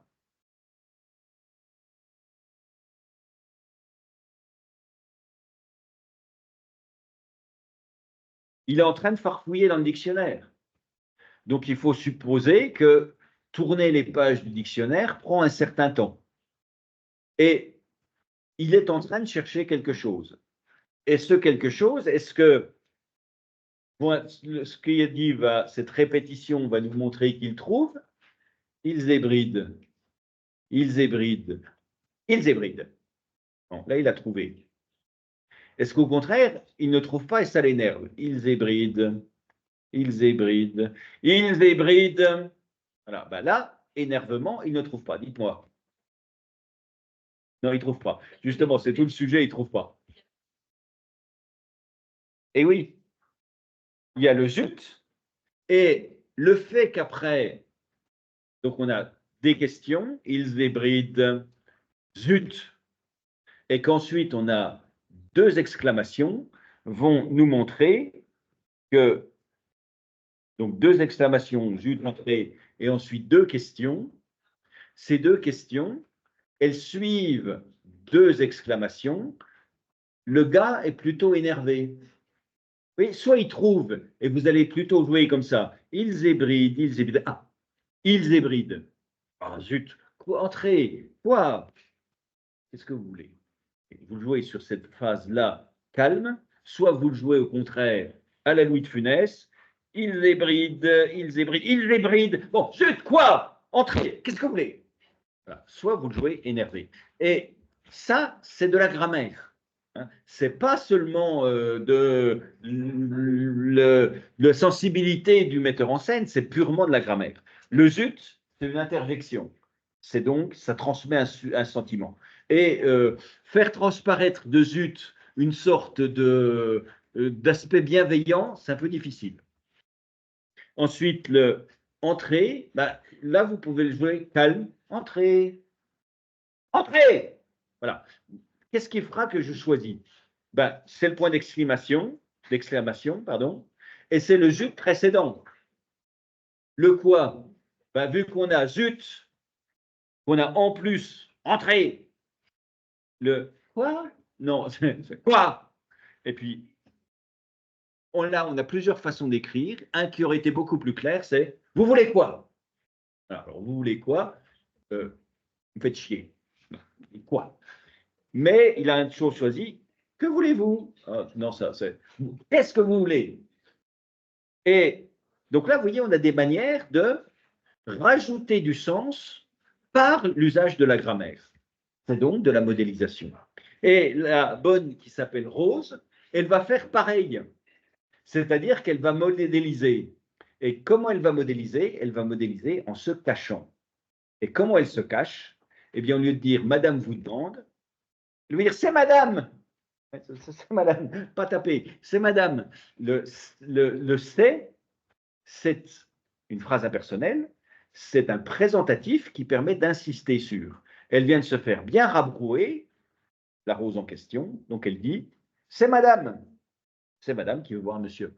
Donc vous voyez, le c'est, il est là en forme de modélisation, c'est une phrase impersonnelle avec un présentatif qui permet d'insister sur Madame et donc de se cacher derrière Madame. Elle vient de se faire rabrouer par le patron, elle dit c'est pas moi, c'est Madame qui demande Monsieur. Et l'autre, ça le calme que très modérément, et interjection, bien adverbe de valeur, qu'elle vienne, un subjonctif qui est utilisé en exclamation, qu'elle vienne, et une inversion. Alors pourquoi une inversion? Eh bien, la phrase normale, ce serait plutôt « elle sait où je suis si elle veut me parler ». Structure normale d'une phrase, « elle sait où je suis si elle veut me parler ». Mais l'auteur va inverser, si elle a à me parler, elle sait où je suis. Et l'inversion va permettre d'accentuer en quelque sorte son exaspération. Et vous verrez que ce sera encore plus clair dans les inversions que nous aurons par la suite. Elle sait où je suis si elle a à me parler. Ça, ce sera la structure normale. Si elle a à me parler, insistance sur parler, elle sait où je suis. Insistance sur je suis. Donc, c'est beaucoup plus facile de faire deux énervements avec une inversion. Si elle a à me parler, c'est où je suis. Que c'est où je suis, si elle a à me parler. C'est possible aussi, mais c'est un rythme un peu plus difficile à tenir dans l'énervement. Donc, on inverse pour énerver. Donc, ça, c'est de la modélisation. L'auteur, il construit sa phrase pour que l'acteur, il trouve facilement les ressources pour jouer l'énervement. Une remarque, il y a trois propositions dans si elle a à me parler, elle sait où je suis. Il y a tout d'abord une proposition subordonnée qui commence par si et une autre qui commence par où.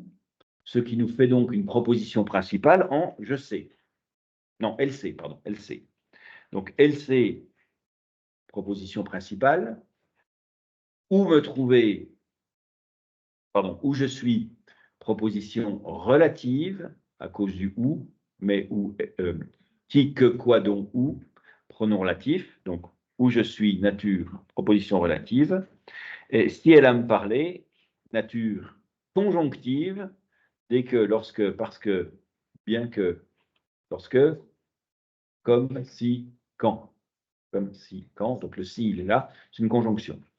Donc nature, LC principale, si elle a à me parler, conjonctive, où je suis, relative.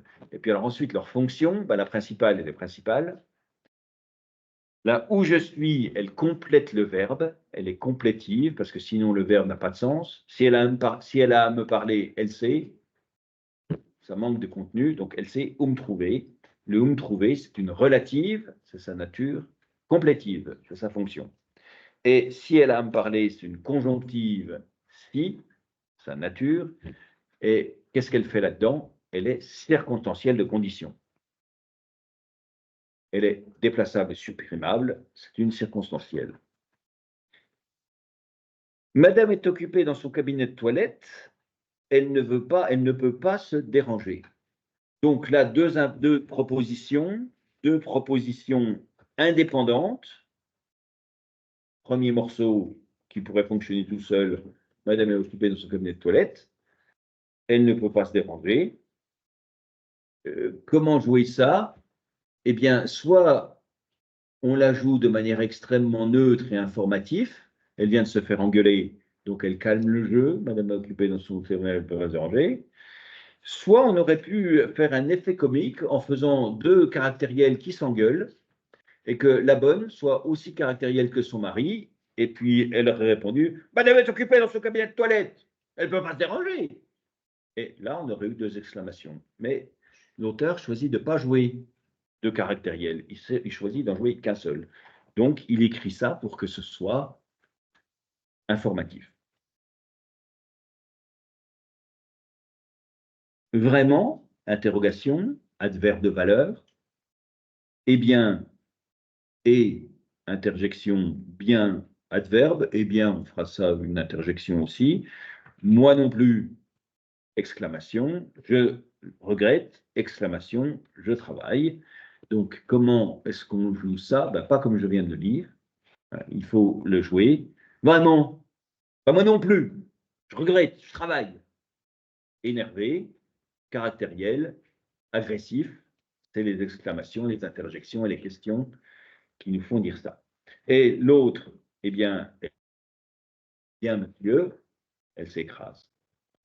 Follavoine va continuer sur l'énervement. D'abord un adverbe, soit une interrogation. Qu'est-ce qu'elle me veut?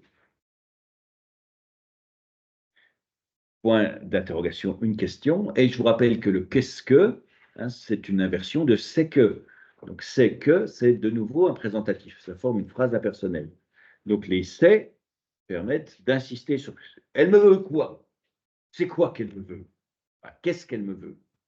Sinon, il aurait dit que me veut-elle? Que me veut-elle? Ça, c'était neutre. Mais qu'est-ce qu'elle me veut? Ça, c'est agressif, c'est un présentatif, c'est un que. Donc, adverbe, question, quoi? Qu'est-ce qu'elle me veut? Impersonnel plus question. Trois manières de montrer son énervement. Et l'autre, elle cède tout doucement, je ne sais pas, monsieur.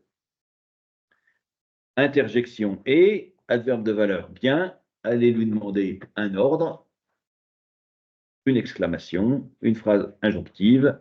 On est toujours sur l'énervement et l'aspect un peu dictatorial du personnage. Hein.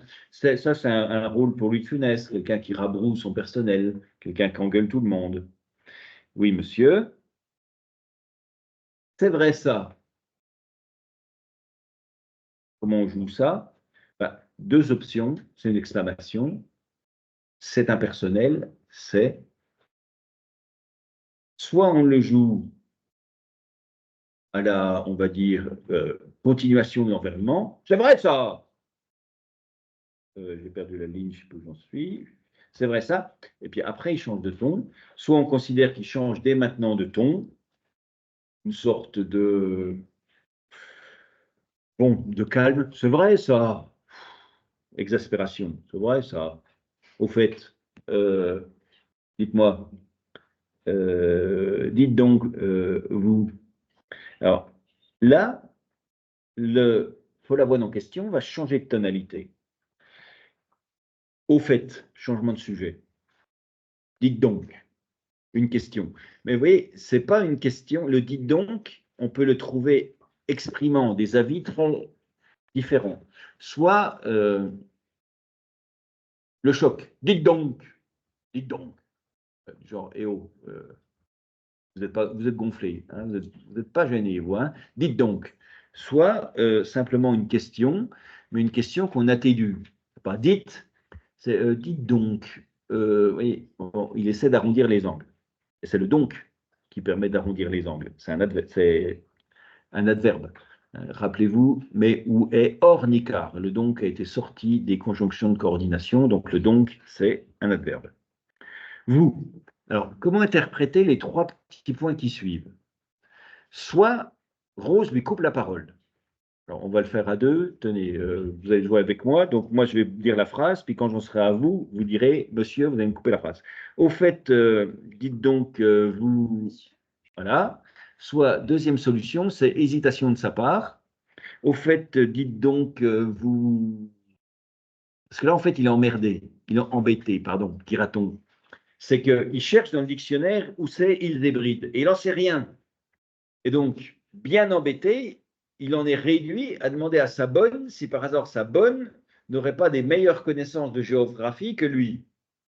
Donc, c'est un peu humiliant pour lui, vu le caractère un peu difficile qu'il a. Donc, il est un peu embêté. Dites donc, puis elle intervient, comme elle ne sait pas où il va, monsieur. Par hasard, les hébrides, là, les trois petits points nous mettent une sorte d'incertitude dans sa voix, de fluctuation. Les hébrides, c'est les hébrides. Comment? Les hébrides. Vous ne savez pas où c'est. Et vous ne savez pas où cela se trouve. Vous ne savez pas où sont les hébrides. Vous ne savez pas où c'est. Oui, le c'est à la fin permet d'insister sur cette question. C'est où? Impersonnel, on ne sait pas où c'est. Les hébrides? Oui. Ah, et oui, le A là, ce n'est pas les interjections d'avant comme les et qui étaient colériques. Là, c'est un A un peu désolé. Ah, ah bon? Ah, bah non. Ah, bah, non. On ne peut pas le jouer. Ah, non, non. Elle n'est pas en colère. Donc, elle le joue. Ah, bah non, non. Et puis, elle a un argument. C'est pas moi qui range ici. Et là, c'est pas une exclamation colérique. C'est pas moi qui range ici. Non, c'est plutôt désolé. C'est pas moi qui range ici. C'est madame. Et donc, Volavoine, lui, Follavoine, pardon, repart en colère. Il repart en colère. Pourquoi? Parce que il est en train de poser une question de géographie, mais sa question était suffisamment imprécise pour que la bonne, qui ne sait pas plus que lui, croit que c'est un objet de la maison. Quoi? Quoi qui range? Les Hébrides? Des îles bougre-dignardes de la terre entourées d'eau. Vous savez pas ce que c'est? Et là, de nouveau, le je ne sais pas ce que c'est, ça permet d'insister sur c'est. Le trois petits points d'eau montre son exaspération. De la terre entourée d'eau, exaspération. Bougre d'ignarde, il y a bougre, et puis il y a ignarde, et puis il y a exclamation. Donc vous voyez, le texte, il est modélisé pour permettre à celui qui joue ça de savoir comment le jouer. Quoi qui range? Donc, répétition de qui range. Et puis, alors, bougre d'ignarde, ignare, oui, il ne le met pas au féminin, c'est une possibilité, ignare. Il faudrait d'ailleurs voir dans le dictionnaire, mais je n'ai pas regardé étymologique à partir de quand ignarde. D'ailleurs, si ça existe, ignarde, je ne suis même pas sûr que ça existe, si ça se féminise ou pas. Et puis bougre,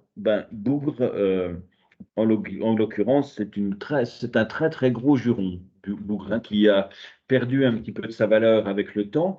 Bougre, ça dérive de bulgare. bulgare, ça nous vient dans la langue française à partir de 1204. 1204, c'est la 4e croisade. Et dans cette croisade, les croisés, au lieu d'aller attaquer Jérusalem, se contentent d'attaquer Constantinople. Et ils traversent la Bulgarie, qui pour eux est un morceau de la Grèce, et ils vont revenir de Grèce avec ce gros juron qui est bougre, qui désigne donc les Bulgares. Bulgares, bougre. Et en fait, c'est un péché capital d'être bougre, c'est la sodomie. Parce que les Grecs sont réputés pour leurs mœurs plutôt contre nature à cette époque-là. Je vous rappelle que jusqu'à Louis XV, c'est-à-dire jusqu'à 1782, on a brûlé les homosexuels en place publique en France. Donc être bougre, c'est être sodomite, c'est être à la manière des Bulgares, des Grecs, et c'est donc une déviation qui amène à la peine de mort. Donc bougre, c'est vraiment une très grosse insulte. Ça a perdu au XVIIIe, XIXe siècle un peu de sa force, mais surtout au XIXe.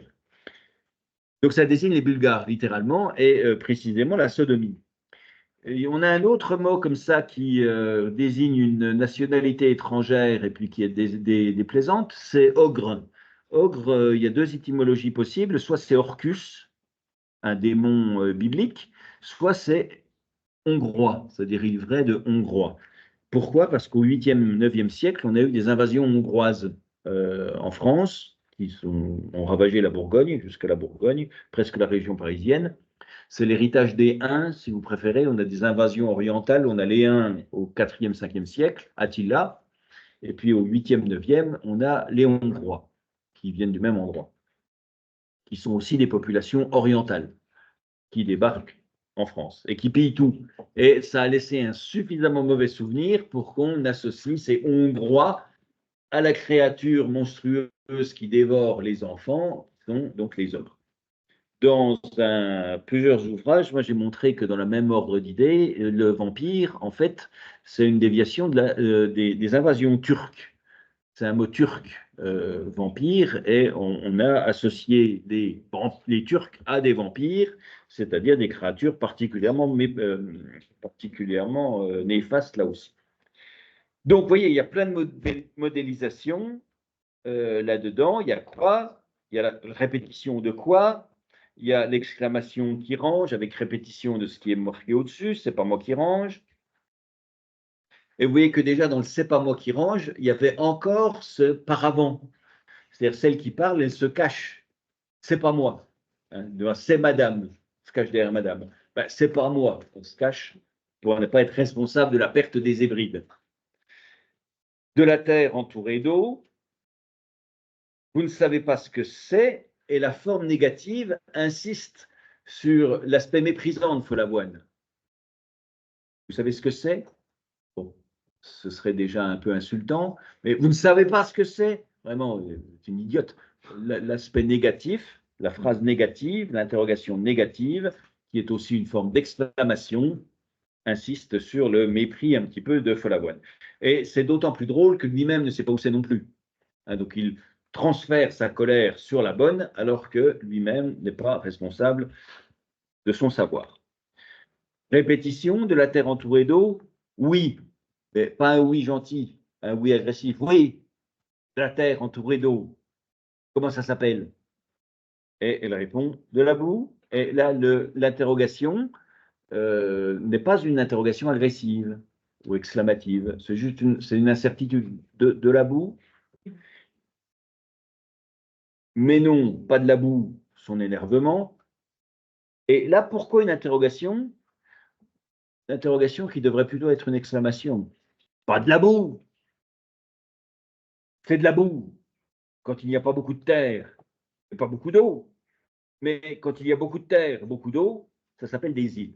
Et sur ce coup-là, bon, on a répétition, beaucoup de terre, beaucoup d'eau, beaucoup de terre, beaucoup d'eau, qui permet donc d'insister sur la situation. Mais aussi, on a des inversions de la subordonnée circonstancielle et de la principale qui permettent véritablement d'insister sur les mots. Vous voyez, si je prends la dernière, mais ça s'appelle des îles quand il y a beaucoup de terre et beaucoup d'eau. La phrase, elle est construite pour insister sur eau, parce que c'est eau qui termine. Ça s'appelle des îles, mais quand il y a beaucoup de terre et beaucoup d'eau.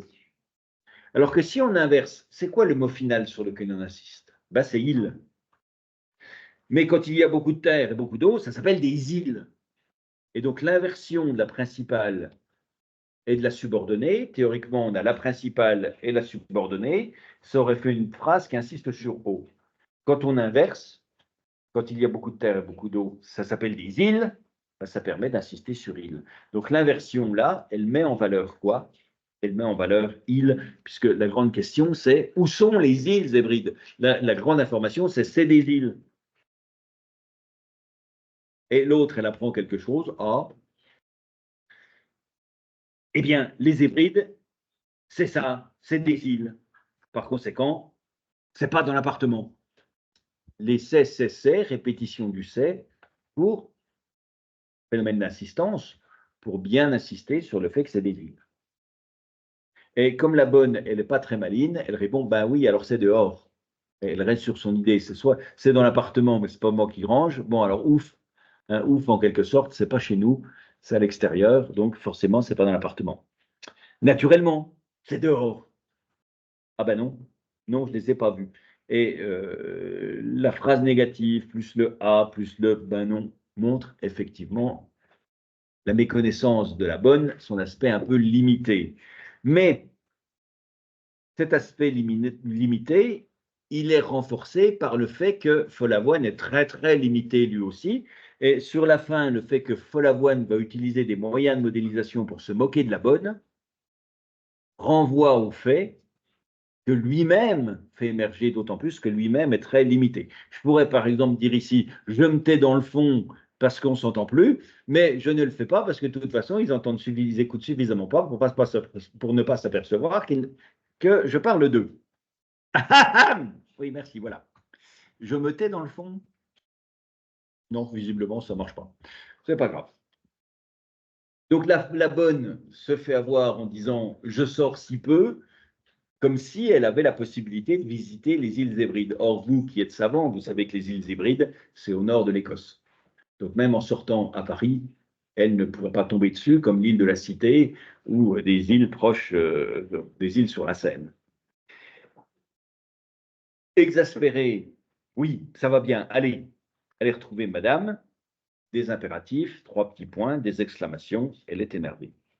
La bonne est bien contente, elle s'en va. Et là, nous allons avoir donc l'usage de cette modélisation de Follavoine pour se moquer de la bonne, mais qui révèle aussi que lui non plus n'en sait pas plus que ça sur les îles Hébrides. Elle ne sait rien, cette fille, rien. Répétition de rien, exclamation. Qu'est-ce qu'on lui a appris à l'école? Et une question tout à fait oratoire, parce qu'au XIXe siècle, on ne va pas à l'école. Hein, les écoles elles sont créées en 1881. Donc forcément, la bonne, elle n'a pas dû aller à l'école. Donc qu'est-ce qu'on lui a appris à l'école? Ben, lui, Follavoine, qui est allé à l'école, il n'en sait rien non plus. Donc oui, la modélisation qui sert à se moquer de la bonne, en fait, joue à contre-coup. Le public se moque de Follavoine parce que la modélisation qu'il utilise contre la bonne, c'est de la modélisation que le public utilise contre lui. Elle sait rien. Ben, toi non plus, là. Qu'est-ce qu'on lui a appris à l'école? Ben, et toi? C'est pas elle qui a rangé les Hébrides. Je te crois parbleu. Parbleu, c'est un juron. Alors, c'est un très gros juron aussi. C'est toutes les variations sur bleu. Alors, ça renvoie à quoi bleu dans les jurons? Oui, c'est ça. Nom de bleu, mort bleu, parsan bleu. Alors, ça, c'est tout. En fait, c'est des jurons sur le nom de Dieu, ce qui est absolument affreux dans l'imaginaire catholique. Donc, par sang bleu, ça veut dire par le sang de Dieu. Mort bleu, par la mort de Dieu. Cap de Dieu, cap de bleu, par la tête de Dieu. Et puis, celle qui est ici, par bleu, bah, par Dieu. Oui, dites-moi. En Franche-Comté, on utilise beaucoup l'expression envers un Dieu. Est-ce que c'est aussi une insulte envers Dieu? Ah ben, c'est clair, parce qu'en plus, ça conteste son aspect monothéiste. Dieu, il n'y en a qu'un. Alors, quand ils sont 20, ça veut clairement dire qu'on en a rajouté 19 de plus qu'il devrait y en avoir. Donc, 20 dieux de Dieu. Alors là, Pas V-A-I-N, vainement. alors ça peut être, oui, 20, ça peut être 20 en nombre, ou alors 20, ça veut dire qu'il ne sert à rien. 20, hein, ce qui est 20, c'est ce qui est inutile. Donc, 20 dieux, ça veut dire Dieu qui ne sert à rien, si on l'écrit comme ça. Alors, forcément, c'est encore plus problématique. Donc, oui, tout ce qui est bleu, tout ce qui est Dieu, c'est un juron. C'est un juron atténué. Il y en a un autre de mot qui est très atténué, je me doute que vous ne savez pas ce que c'est la tenue des danseuses. Comment on appelle le truc rose qui flotte? Un tutu, mais en fait, ça s'appelle comme ça parce que ça monte le cucu, effectivement. Et donc, en fait, c'est cucu l'expression, ça montre le cucu. Et comme on ne peut pas le dire en public parce que nous sommes bien élevés, on appellera ça un tutu. Tutu à la place de cucu. Et c'est où j'en suis moi-même. Ah, je te crois par bleu. Et vous voyez que le je te crois, c'est un usage un peu impersonnel. Pourquoi? Parce que il ne tutoie pas sa bonne. Mais on utilise le te comme une sorte de vérité universelle. Je crois, j'y crois bien que tu ne sais pas où c'est. Personne ne sait où c'est les Hébrides, surtout que ce n'est pas dans l'appartement. Donc le je te crois, c'est une sorte d'universel, d'exclamation. On voit bien qu'elle est à côté de la plaque. Et c'est là que toute cette modélisation va se retourner aussi contre lui, parce que lui-même ne sait pas du tout où c'est les Hébrides. Et il faut jouer sur la dimension orale du théâtre, évidemment. C'est que vous, depuis la première phrase, voyons, il hébride. Vous savez que hybride, ça s'écrit avec un H, parce que vous l'avez sous les yeux, mais le public, il n'en sait rien du tout, lui. Il est comme vous et moi, quand il voit la scène, ils hébrident, et donc, il est en train de chercher dans quoi? Dans les Z. Mais Zébride, c'est extraordinaire. Et là, ce n'est pas un extraordinaire de colère, c'est plutôt un extraordinaire d'exaspération. C'est extraordinaire. Je trouve zèbre, zébré, zébrure, zébeux, mais zébride, pas plus que dans mon œil. Si ça y était, ce serait entre zébré et zébrure. On ne trouve rien dans ce dictionnaire. Et le on, là, c'est un jeu, mais c'est un universel. Vraiment, il n'y a rien dans ce bouquin. On ne trouve rien, personne ne trouve rien. Il se dédouane.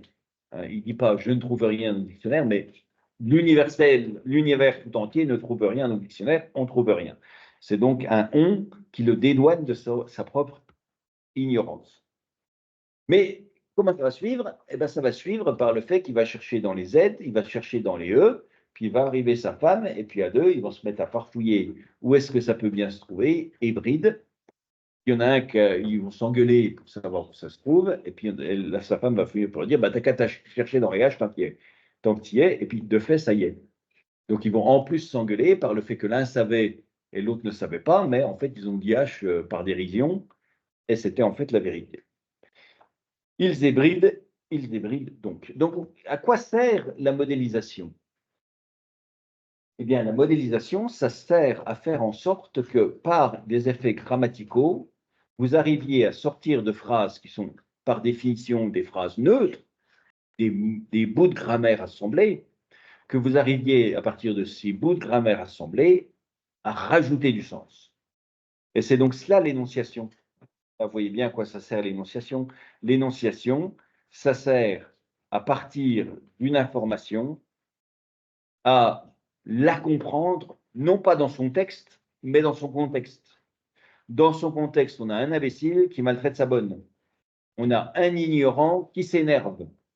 Et qui s'énerve contre son dictionnaire, qui s'énerve contre sa bonne, de sa propre ignorance. Et qui s'énerve du fait que sa femme l'embête. Eh bien, qu'elle vienne, s'il a à me parler, c'est où je suis. Quoi? Qu'est-ce que vous voulez? Moi non plus. Je travaille. Qu'est-ce qu'elle me veut? Allez lui demander, oui, il s'énerve contre la bonne, mais en fait, il s'énerve beaucoup plus contre sa femme, et contre la situation d'ignorance crasse dans laquelle il se trouve.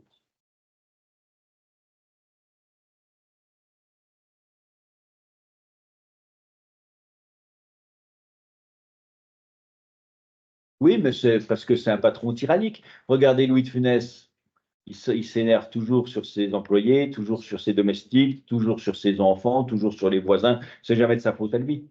mais c'est toujours sa faute à lui, mais c'est jamais, il l'admet jamais, et donc il s'énerve sur tous les autres. Donc la bonne, elle passe par là, la bonne, elle essaie de se planquer, c'est pas moi qui range, donc je ne sais pas où c'est les hybrides. Ben, c'est sûr que c'est pas dans l'appartement, comment vous voulez que je le sache. Puis de toute façon, je sors peu, comment vous voulez que je le sache. Et puis c'est madame qui demande, et la bonne, elle se planque toujours devant la colère de cet irascible personnage. Mais lui, ben lui, il utilise tous les moyens du mécontentement que peut fabriquer la grammaire. Des exclamations, des interjections, des fausses questions, des répétitions, des inversions, de la terre entourée d'eau. C'est des îles. C'est des îles, il insiste sur îles. Bougre-dignarde, des interjections, des insultes, le lexique. Et de surcroît, le bougre-dignarde, oui, il est en exclamation, parce qu'il aurait pu être en imposition aussi. Des îles, bougre-dignarde, virgule, de la terre entourée d'eau. Et ça aurait fait le même effet. Des îles, virgule, bougre-dignarde, virgule, de la terre entourée d'eau. Ça aurait fait une même phrase avec une apposition dedans, ça aurait fait le même effet. L'auteur a choisi exclamation, exclamation, exclamation, 3 petits points, ça fait le même effet. Donc, si je vous dis dans l'expression, par exemple, eh bien, la troisième intervention, eh bien, qu'elle vienne, si elle a à me parler, elle sait où je suis, où se trouve la modélisation, elle se trouve dans l'interjection et dans le bien, adverbe de valeur, qu'elle vienne, subjonctif, exclamatif, 3 petits points, inversion, elle sait où je suis, si elle a à me parler, elle sait à me parler, donc si elle a à me parler, elle sait où je suis. Tout ça pour fabriquer quoi? Pour fabriquer l'énervement, la colère, le mécontentement. Modélisation pour quel avis, quelle opinion, quel sens, mécontentement, énervement, irascibilité, colérique. Irascible, ça veut dire colère. Irascibilité du personnage.